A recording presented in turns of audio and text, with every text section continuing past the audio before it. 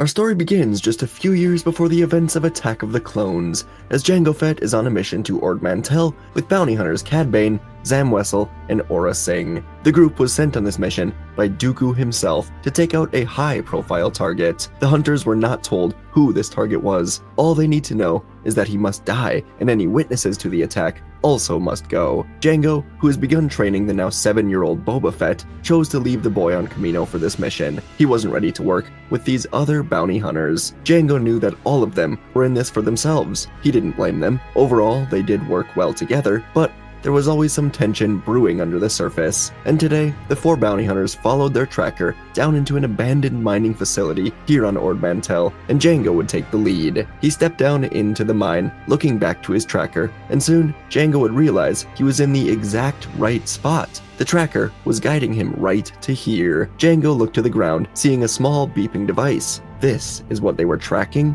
Whoever they're following must have gotten away. And then, the other 3 bounty hunters covered the mine entrance, and Cad Bane told Jango that this is not personal, and suddenly Jango realized that he is the mission. Dooku was betraying him. Some time ago, Darth Sidious and Dooku came together, analyzing some tests from Kamino to find the boy. Boba Fett has the exact same DNA as Jango, a perfect match, whereas the clones were all a bit different in one way or another. The Sith decided that Jango knew too much about their operations to be left alive. Any bounty hunter would give up any information for the right price. So, Dooku had given Cad Bane, Aurra Sing, and Zam Wesell a mission: take Jango Fett somewhere where he can be killed and his body can never be found. The Sith planned to use Boba for all sorts of tests, and perhaps use some sort of mind control to turn Boba into their own personal assassin. Jango was far too developed for that, but Boba could be perfect. And today, as Jango was trapped in this cave, and the other hunters lifted their weapons, he thought of Boba, all alone, without his father. Jango knew what this was like. He had his own father murdered as a boy, and he vowed in this moment to find the boy. He would not die. Cad Bane fired first, twin blasters flashing blue bolts down the narrow rocky hallway in here. Jango's pistols fired back as he would dive to the ground, the walls lighting up with blasts, as both Bane and he spun with perfect movements. Jango's shots aimed to drive Bane off balance. Aurra Sing then moved right into the battle, vaulting up the nearby mining supports. Her limbs twisted as she fired sharp bursts from her sniper rifle, perched now in an overseeing balcony area, using the elevation box to box Jango in. Jango countered, igniting his flamethrower, sweeping fire right across the perch. It was an old thing, so it quickly burned away, crumbling down. Aurra dropped to the floor, rolling into the smoke, avoiding pistol shots, coming up with a small blade in her hand, slashing towards Jango in close range, trying to get underneath his armor.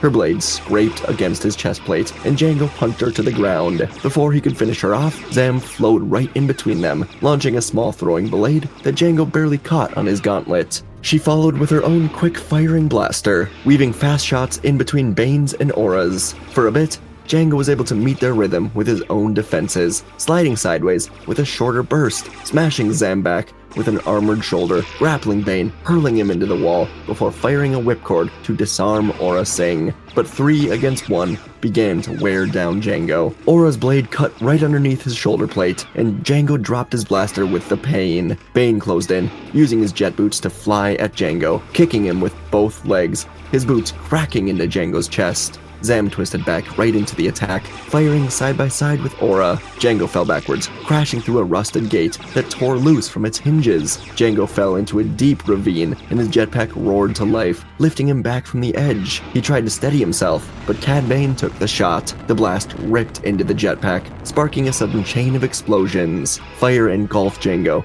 as he slammed against the cave wall. The impact shook the entire mine, collapsing the old supports. Dust, rock, and flame swallowed the cavern as the roof began to cave in. Through the chaos of all of it, Bane, Sing, and Zam barely escaped the mine. Zam said they need to go and make sure Jango is dead, but Bane said it's not worth his life. They all saw Jango explode into the wall. If he's not dead yet, he will be soon. There's no escape from that collapsed mine. And so, the three of them would leave, telling Dooku it is done, getting a huge payday out of it. But as the hunters left, an emergency team from the Ord Mantell capital came hurrying down to the mine, led by Jedi Master Shaak Ti. Master Ti was here, investigating a series of robberies that led back to the Senator's brother here. He was arrested, and the Senator stepped down. But before Shaak Ti could leave, she felt the explosion, and she led an emergency team right down here. Down in the collapsed mine ravine, Jango Fett was slowly waking up with heavy rubble covering nearly all of him. He was on his last bits of oxygen. He couldn't move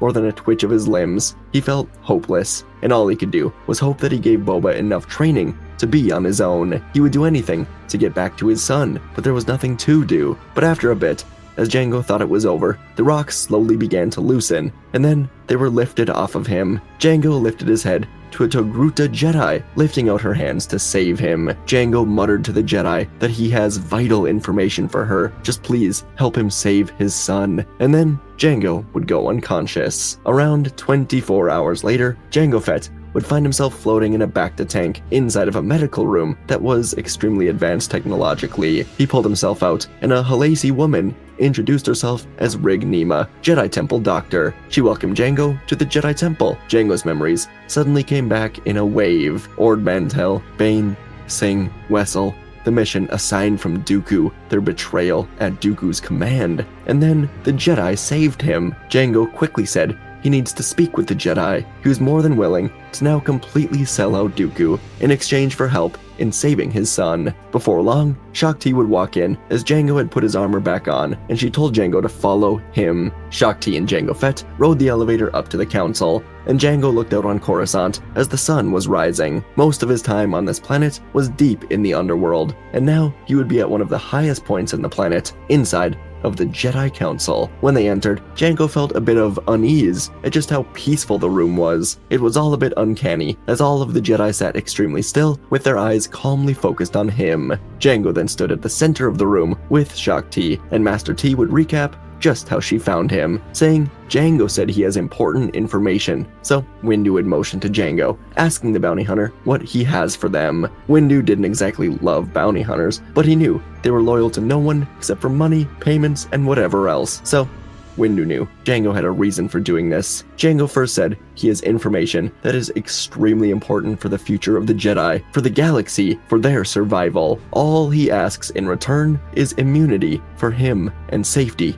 for his son. Windu nodded, saying that can certainly be arranged, and Jango began unraveling everything that he knew. Years ago, around 7 or 8 years, a man called Tyrannus came to him on the moons of Bogdan, and he gave Fett an offer, 20 million credits, in exchange for his DNA to create a grand army for the Republic. Fett just had to be on Kamino, help train the army, and do anything else necessary. But Fett knew the real identity of Tyrannus. He told the Jedi that the man who came to him was Dooku, and in his own personal recon about Dooku, he learned that the former Jedi is meeting with someone else. Jango said that the Jedi might call this duo Sith, and the army they are creating has been modified to eventually destroy the Jedi with behavioral chips. The council was of course shocked by this, and Shaak Ti asked why he was telling them this. Jango just said that Dooku betrayed him. He tried to have him killed, so any loyalty between them is now completely gone. All he wants now is to find his son and to see Dooku fall. Jango and the Jedi would talk for a while longer, learning about Kamino, Dooku's role in all of this, everything Jango knew about the other Sith, which was not much at all. And in the end, Mace Windu proposed that a Jedi team travel with Jango back to Kamino, learn everything they can, see if Boba is still there. Jango agreed with this, and although Jedi were far from his ideal team to work with, his last team tried to kill him, so he would be fine with this new arrangement. And before long, Jango Fett, Shaak Ti, Eeth Koth,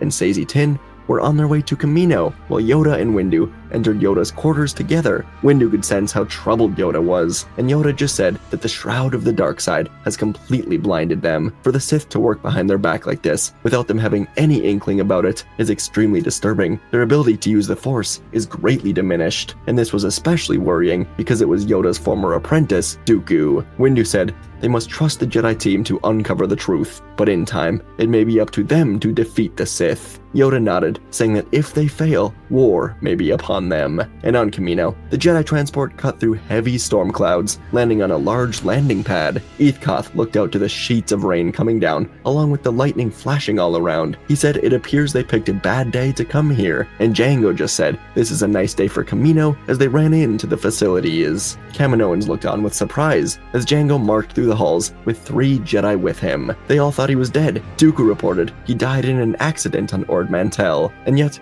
here he was. Together, they entered the office area for Prime Minister Lama Su, and Jango demanded to know where Boba is. They just stopped by Jango's room, and Boba was gone. Lama Su just said he's surprised to see Jango. Dooku came by hours ago, saying Jango is dead and taking Boba away with him. He didn't say where he was going. And then, the Jedi pulled out their lightsabers, requesting access to all of the Kaminoan files on the clone designs. Lama Su said there's absolutely no need for this, but Jango just cut in, saying he already told the Jedi the truth. They know all about the army created by Dooku, along with the inhibitor chips meant to kill the Jedi. Lama Su was speechless, but Shakti just said they're not going to be taking any money from them. All they want is to analyze all of the files of this army, ensure the galaxy does not enter into war. All of their profits are safe. This was enough for the Kaminoans to give the Jedi access. The Kaminoans knew now that the Sith are their enemies after betraying them like this. Jango told the Jedi he needs to go and find his son. Shakti thanked him for his help, saying he has done a great service today for the galaxy. He will be granted immunity. His son as well. Jango just nodded,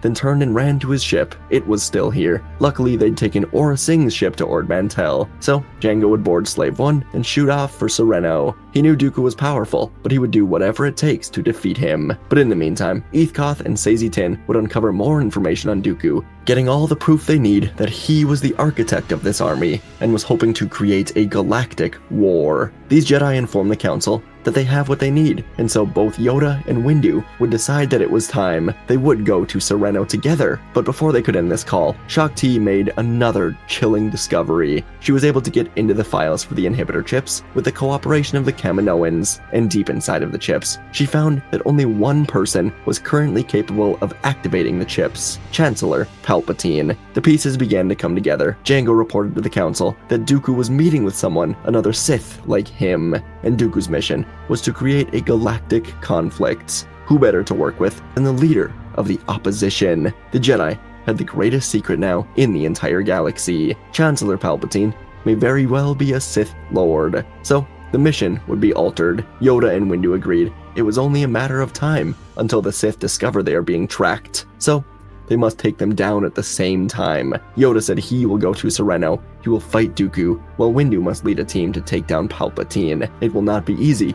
Do not underestimate the Sith, and both Jedi wish for the Force to be with each other. Yoda would soon take off for Sereno alone, while Windu would take Plo Koon, Depa Billaba, and Ki-Adi-Mundi to confront Palpatine. And so as Yoda flew through hyperspace, he contacted Dooku's castle, saying he's just coming here to speak with his old friend and ask for some advice. This played right into Dooku's arrogance. He informed Yoda he will be more than welcome here. And on Coruscant, Chancellor Palpatine was walking along the Senate Plaza, speaking with a group of Rhodians who were having trouble with their relationship with nearby systems. When Windu and the other Jedi flew down here in a shuttle, they stood in front of Palpatine, asking the Chancellor to come with them. Palpatine, knowing that any confrontation with the Jedi was better in front of the public eye, told Windu that whatever he has to say can be said here in front of these people. Palpatine's voice had its typical calm charm, but Windu was no longer buying it. He, Plo, Mundi, and Depa ignited their sabers. They told Palpatine they've uncovered the truth on Kamino. The bounty hunter Jango Fett told them everything. They've found evidence tying him and Dooku to the Sith, tying them together to create galactic war. So he is under arrest. Palpatine felt a bit of panic rising inside of him. If he surrenders, he loses. The Republic is not nearly as far under his influence as he wanted it to be. He didn't yet have emergency powers. He was just a regular, corrupt Chancellor. Surrender was not an option. He ignited his own red blade, killed the 4 Rhodians in front of him, then smiled at the Jedi, saying there will be no witnesses to their demise. The battle would begin, with Sidious actually slashing his blade right into the ground of the plaza, collapsing the ground beneath him as he vanished into the shadowed tunnels below. Without hesitation, Windu, Plo Koon, Depa Billaba, and Ki-Adi-Mundi leapt down after him, and their lightsabers were casting faint glows in the dark tunnels. The air down here was damp, filled with the echoes of dripping water, the hum of their sabers, and the darkness was everywhere. It was suffocating. As the four Jedi spread out, Sidious soon emerged from the shadows with a sudden burst of speed, red blade igniting again, right through the back of Ki-Adi-Mundi.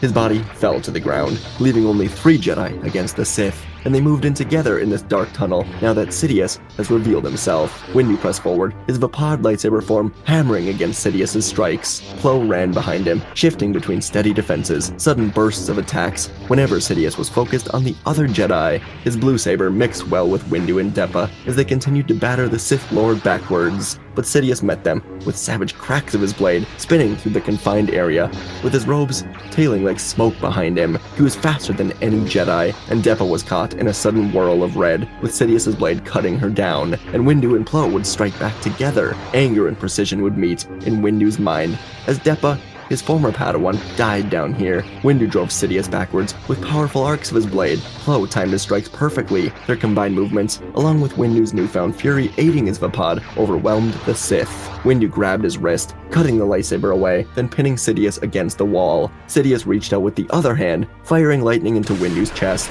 The Jedi Master fell to the floor, but Plo got in front of him, helping Windu to his feet, and together, the two of them pushed back against the lightning, killing the Dark Lord. The Sith Master was taken care of, and out on Sereno, Yoda would take a seat across from Dooku, as Dooku said he was surprised to see Yoda calling for advice. Yoda put a hand to his head, saying that he and the others in the council have uncovered a great secret that they don't know how to deal with. A bounty hunter called Jango Fett came to them, saying that a man called Tyrannus has created a clone army for the Republic. Yoda said he doesn't know what this army is for. He asked Dooku if he has any ideas. Dooku slowly stood from his feet, making his way over to a shelf with the best wine in the galaxy. He told Yoda he does not know the name Tyrannus or the planet Kamino. Yoda said this was odd, as Jango actually said that Dooku was heavily involved. And Yoda turned around just in time, as Dooku threw a cracked bottle right for him. Yoda rolled to the floor, igniting his blade, and Dooku said he should have killed Jango himself, as he ignited his own red blade. Yoda regretted everything that led to this moment. He once saw Dooku as the future of the Jedi, but today, Yoda would leap at his former Padawan turned Sith Lord.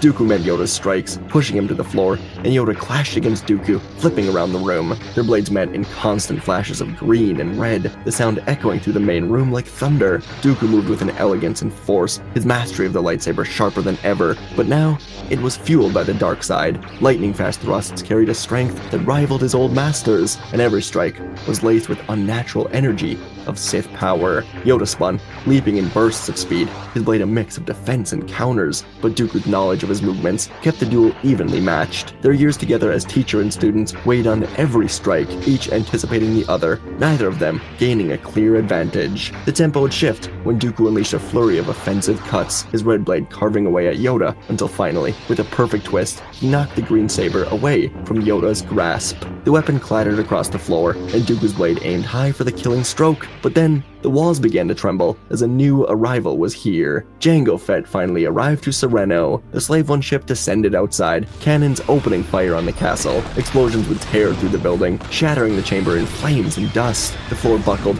pillars collapsed, the air filled with heat and fire as Yoda and Dooku were thrown apart by the force of the blast. Through the haze of it all, Jango Fett descended with his new jetpack roaring to life, blaster pistols flashing in his hands. Dooku scrambled to his feet as Jango cut through the flames, firing bursts that forced Dooku backwards. Dooku was hit in the leg, the shoulder. He tried calling his blade back into his hand, but Jango shot Dooku right in the hand, and the blade fell back to the floor. Jango then launched a whipcord, yanking Dooku to the floor, followed with a burst from his flamethrower, driving Dooku into a collapsing wall. The Count tried to get his balance, blinded by fire and smoke, and Jango reignited his jetpack, slammed into Dooku with full force, pinning him against the jagged stone. The impact broke Dooku's back, and with one final shot from his wrist blaster to the chest, the Sith Lord fell in the ruins of his own castle. The room crackled with flame as Jango stood in the wreckage, air filled with ash, and Yoda's head dropped in disappointment. Jango just looked to Yoda, nodded, and he ran down into the lower levels of the castle, where he knew Dooku's prisoners were kept. Jango hurried from cell to cell until he found the boy. Boba was sitting in the corner of a cell, and when he saw Jango, his eyes lit up, and he hugged his father. The two of them shared a wonderful moment, and Jango promised Boba that the two of them were going to take down the hunters who separated them. Before long, they would be free with millions of credits, and Jango would help to create a set of armor for the young boy. Boba's new armor was perfect, and after some more training, he and Jango began their hunts. Aurra Sing was first, found among the cliffs of Araxis. She saw the two hunters coming for her, and she struck down from above with her sniper, but Jango's pistols, Boba's rockets, ended her. On Dinan, Zam Wesell shifted forms through alleys and skylines, striking a group of government officials that she was hired to take down, but she would soon become the target here today for Jango's revenge. Jango laid traps in the skyline, sealing her escapes, while Boba would fly in from above in the Slave One ship, and the chase ended with Zam pinned on a sky bridge, and Boba dropped a seismic charge to end her. The last revenge would be Cad Bane on Nar Shaddaa. The bounty hunter was ultimately not surprised to see Fett survive, and he fought with speed and firepower, nearly cutting both of them down, but he had his chance on Ord Mantell. Together,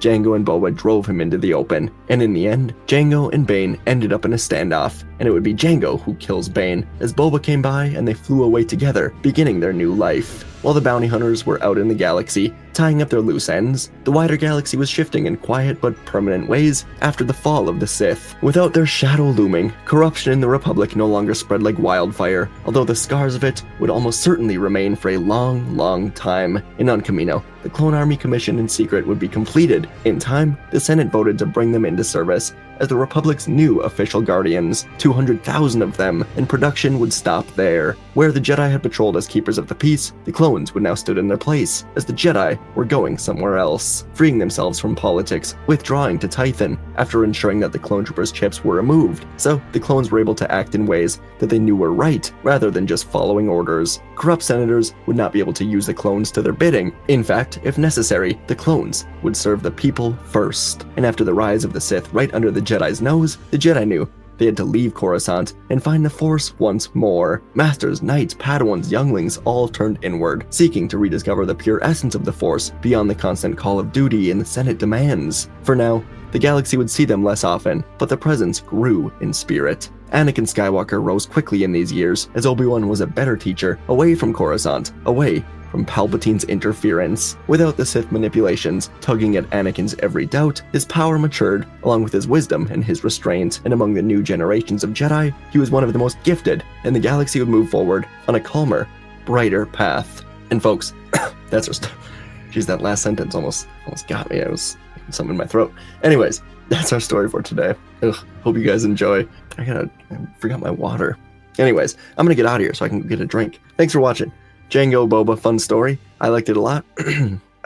Thanks, everyone. Sorry for no recap today. Let me know what you thought, and I'll see you in the next video.